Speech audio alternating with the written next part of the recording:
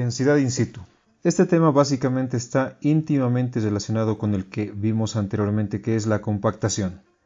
Si nosotros recordábamos, en el anterior laboratorio, el anterior tema, hablábamos de la curva de compactación, donde en un sistema de ejes, en abscisas teníamos al contenido de humedad y en ordenadas teníamos al peso unitario seco del suelo.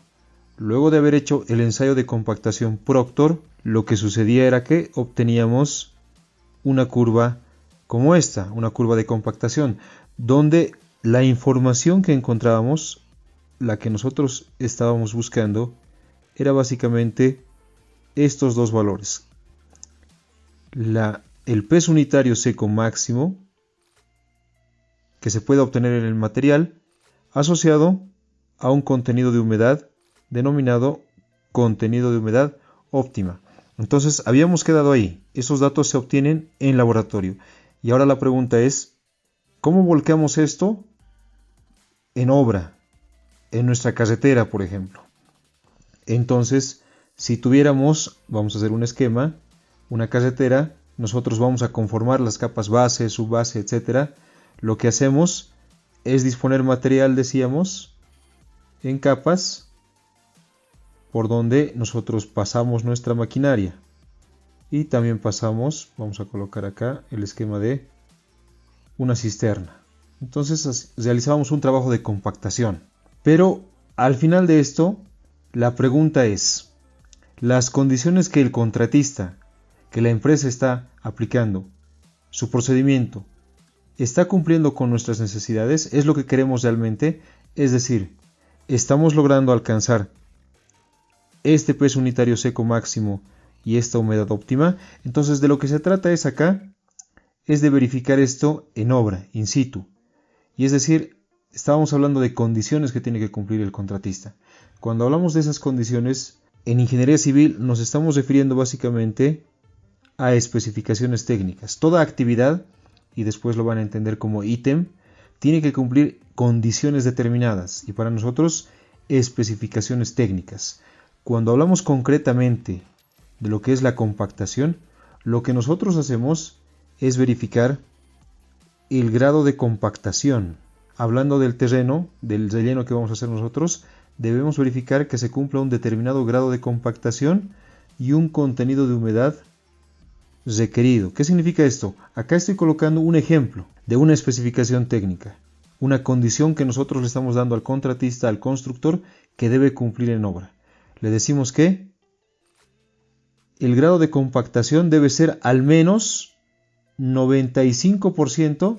Acá vamos a usar términos que se utilizaban antes. Recuerden, de nosotros es peso unitario seco. Entonces, antiguamente se utilizaba el término de densidad o se utilizaba el parámetro densidad, que se puede manejar los dos, cualquiera. Pero entendamos esto. Se pide como especificación que el grado de compactación sea al menos el 95%. Es decir, que el peso unitario seco o densidad seca encontrada en campo, en obra, sea al menos el 95% de la densidad seca máxima obtenida en laboratorio. ¿Qué significa esto? Que nosotros debemos llegar por lo menos a este límite. Esto va a ser el 95% de la densidad seca máxima. Recuerden, este valor lo hemos hallado de laboratorio. Es este de acá, es el mismo. Y nuestra condición para el contratista es que en obra él al menos llegue al 95%, que obviamente está por debajo. Luego, dice, y un contenido de humedad óptima con un margen de más o menos 3%. Entonces tendremos acá otro límite. Si tenemos un contenido de humedad óptima, tendremos acá más 3% de humedad y por el otro lado otro 3%.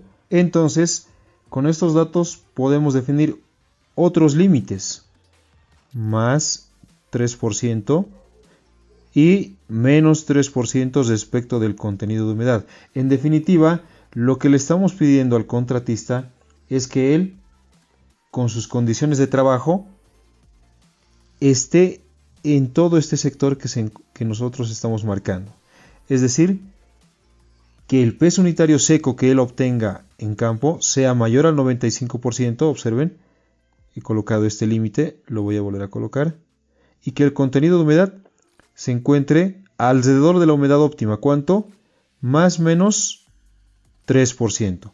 Entonces, si él hace su relleno y nosotros vamos a medir en campo las condiciones existentes y él ha obtenido este valor, por supuesto, el peso unitario seco máximo es mayor al requerido, cumple, pero observen que la humedad es mucho mayor al máximo permitido, entonces se rechaza.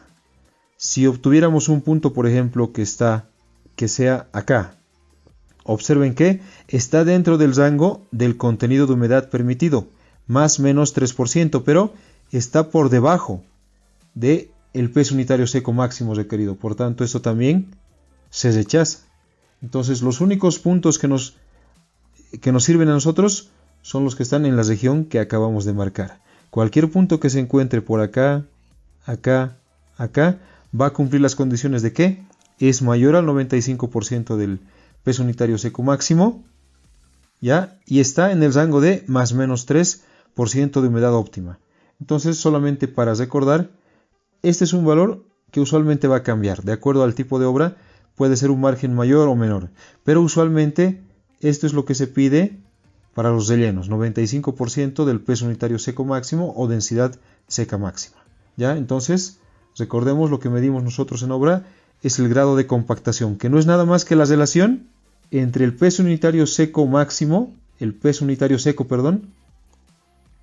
obtenido en campo, in situ, respecto el peso unitario seco máximo obtenido en laboratorio, ¿ya? Y eso debería ser al menos el 95%.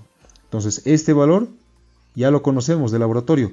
La cuestión es cómo determinamos el peso unitario seco máximo, o peso unitario, mejor dicho, seco, en campo. Es justamente de lo que se trata lo que vamos a ver el día de hoy. La medición de la densidad o peso unitario seco in situ, en campo.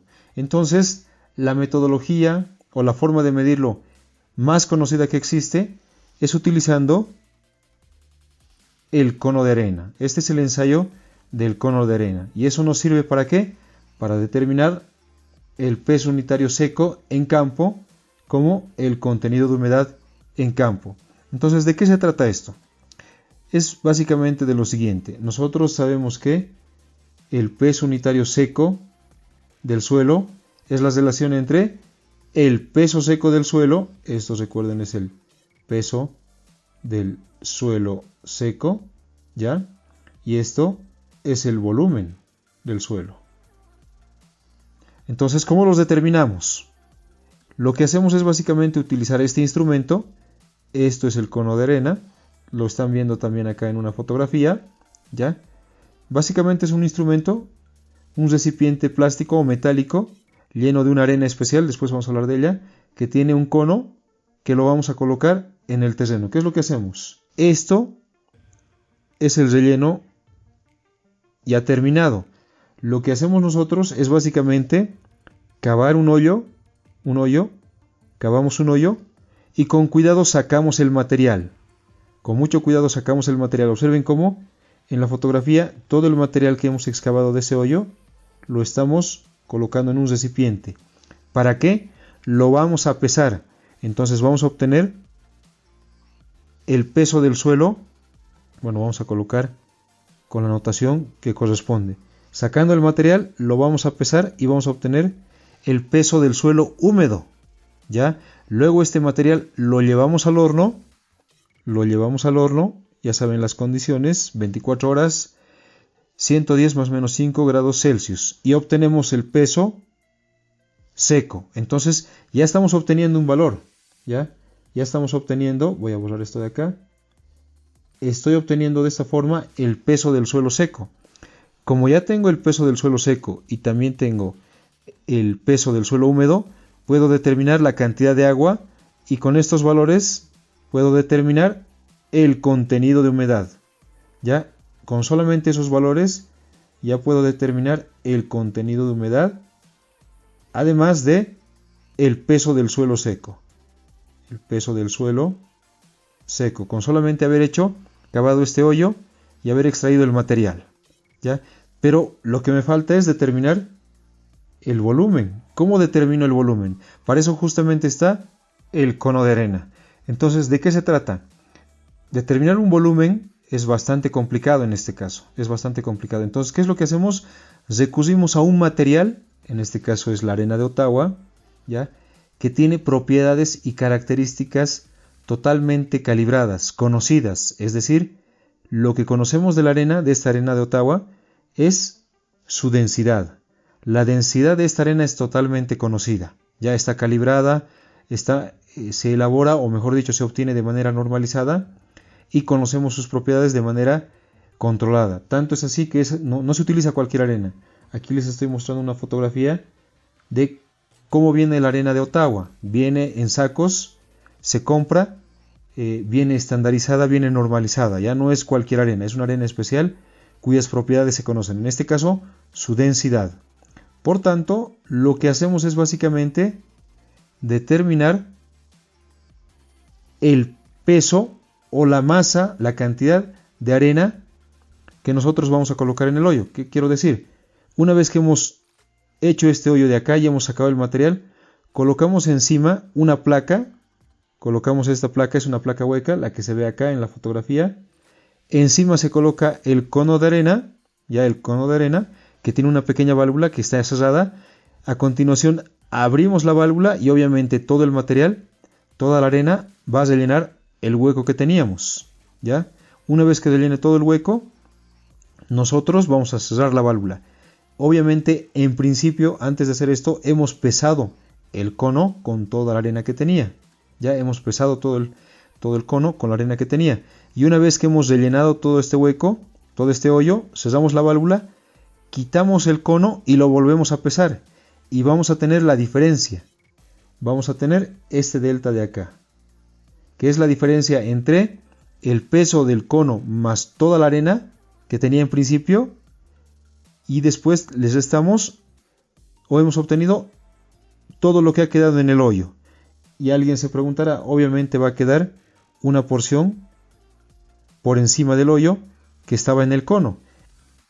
Esa cantidad, esa masa de arena es totalmente conocida porque las dimensiones del cono son conocidas, así es que le vamos a restar ese peso del cono, que es conocido por supuesto. Cada cono tiene esos datos totalmente estandarizados.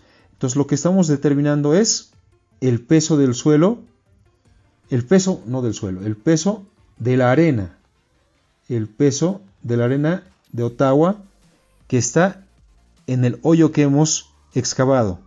Y como la densidad, o en este caso el peso unitario de la arena es conocido, pues entonces el volumen se puede determinar. Insisto, lo que medimos en campo es el peso de la arena que se queda dentro del hoyo que hemos excavado.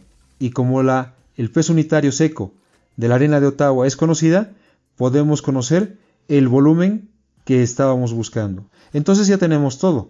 Ya tenemos el peso unitario seco del suelo in situ, en campo. Aquí le podemos llamar in situ o también en campo.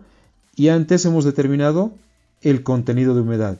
Y esos los revisamos respecto al peso unitario seco máximo que hemos obtenido en Proctor y al contenido de humedad óptima, verificando que se cumpla el grado de compactación, que sea mayor o igual al 95%, o que el contenido de humedad esté en el rango que hemos definido anteriormente. Como ejemplo decía, más o menos 3%. Luego, ese es un método. El cono de arena es totalmente tradicional. Es lo que usualmente o lo que se ha hecho por varios años. Pero entenderán que esto tiene una gran desventaja y es el tiempo que toma realizarlo. Tomar la muestra del suelo, sacar esa muestra del suelo del hoyo es relativamente rápido, pero para obtener la humedad nosotros tenemos que tener la muestra al horno 24 horas y muchas veces estamos en obra a contrarreloj y no podemos esperar un día entero para obtener los resultados. Por tanto, últimamente se utilizan otro tipo de técnicas. En este caso son las técnicas nucleares, se denominan. En este caso utilizamos un densímetro nuclear. A través de aparatos nosotros medimos de manera indirecta, ¿ya? Acá no es de manera directa. Con el cono de arena nosotros determinamos de manera directa el peso unitario seco y el contenido de humedad. Pero a través de estos métodos, de estos aparatos, nosotros medimos de manera indirecta el peso unitario seco y el contenido de humedad. Lo que están viendo ustedes acá en el gráfico es lo que se conoce como un densímetro nuclear. Es un aparato, ¿ya? Lo vamos a esquematizar acá. Este es el nivel del terreno. Este es el densímetro. Y lo que están viendo ustedes acá, esas barras, es una sonda. Esto de acá es una sonda que se introduce en el relleno, en el estrato, en la capa de relleno que estamos midiendo, que estamos nosotros verificando. Y lo que hace esta sonda es emitir ondas, o en este caso lo que emite son rayos gamma y neutrones, ¿ya? Esta sonda es una fuente que emite rayos gamma y neutrones. Y como esto está calibrado a través de la medición, bueno, acá tenemos nosotros un detector de los rayos gamma y de los neutrones. Entonces esta sonda emite rayos gamma y neutrones, y lo que hace el detector es medirlos, la cantidad de rayos gamma y de neutrones que atraviesan esa capa de suelo. Entonces, con la medición de los rayos gamma nosotros podemos saber, a través de tablas que maneja internamente el aparato, la densidad del suelo, y a través de los neutrones, de la medición de los neutrones, puedo determinar la humedad del suelo. Otra vez, es una medición indirecta del peso unitario del suelo y del contenido de humedad. Entonces esto es rápido. Colocamos sobre el relleno nuestro densímetro, introducimos la sonda y en un tiempo corto nosotros podemos medir rayos gamma y neutrones, que nosotros en el tablero nos va a indicar directamente peso unitario y contenido de humedad. Y ya lo tenemos rápidamente y podemos aprobar o rechazar el trabajo y hacer que el contratista rehaga o continúe con su trabajo. Y básicamente es eso. Pero acá debemos comentar lo siguiente, que es que al ser un método indirecto, ya no es un método directo, puede presentar algunos errores. Muchas veces en campo obtenemos grados de compactación mayores al 100% y uno diría eso no es posible. En teoría no es posible, pero por supuesto, como estamos midiendo esto de manera indirecta, podemos tener determinadas diferencias. Entonces, ojo con esto, siempre va a ser mejor utilizar los métodos directos, en este caso el cono de arena, a pesar que son aparatos altamente desarrollados, debemos confiar siempre en los métodos directos y no en los indirectos.